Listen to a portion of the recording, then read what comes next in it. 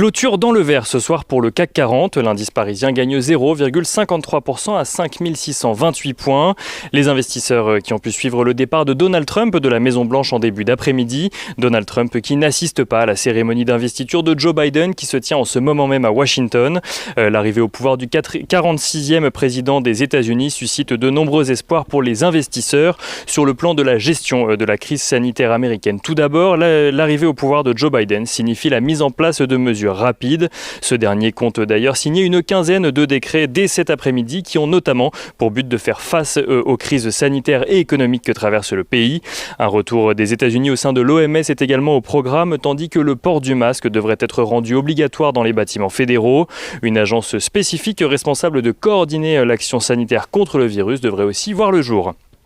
Au-delà des mesures sanitaires, l'arrivée au pouvoir de Joe Biden signifie également pour les investisseurs la promesse d'un plan de relance massif à l'économie. Un sujet défendu par Janet Yellen, la nouvelle secrétaire au Trésor, devant les sénateurs hier. Elle a insisté sur la nécessité de frapper fort face à la crise dans un contexte de taux bas. Janet Yellen qui a également tenté de rassurer sur le plan de la dette, rappelant que Joe Biden et elle-même ont totalement conscience de ce qu'elle appelle le terrible fardeau de la dette des États-Unis.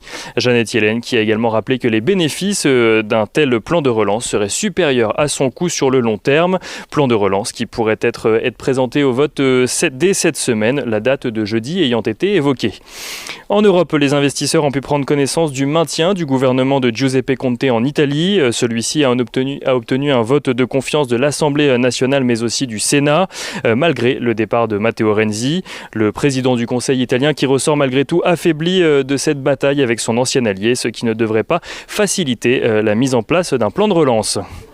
Europe toujours dans le sillage de la France, l'Allemagne a pris la décision de prolonger ses mesures de restriction jusqu'au 24 février. Et on notera également en Chine cette fois-ci la réapparition publique de Jack Ma après 2 mois d'absence. Une absence qui était intervenue juste après une prise de position du milliardaire chinois vis-à-vis de la politique de régulation financière du gouvernement chinois. Jack Ma s'adresse à des enseignants dans une vidéo mise en ligne aujourd'hui. Vidéo dans laquelle de nombreux observateurs n'ont pas manqué de remarquer le changement de ton du fondateur d'Alibaba vis-à-vis du gouvernement chinois.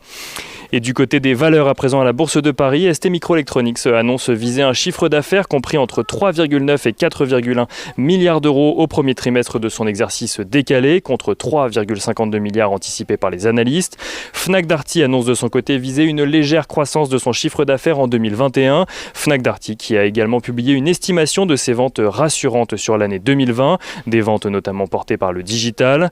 Les valeurs du luxe à Paris qui clôturent dans le vert ce soir, portées par les résultats en hausse du Suisse Richemont, tandis que Michelin progresse également porté par son estimation du marché des pneumatiques faisant état d'un rebond de 10% des ventes de pneus de remplacement.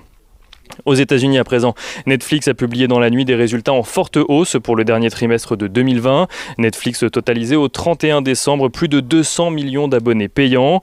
La plateforme qui affiche également un chiffre d'affaires d'un peu plus de 6 milliards de dollars au 4e trimestre, donc avec une croissance d'environ 24% sur un an.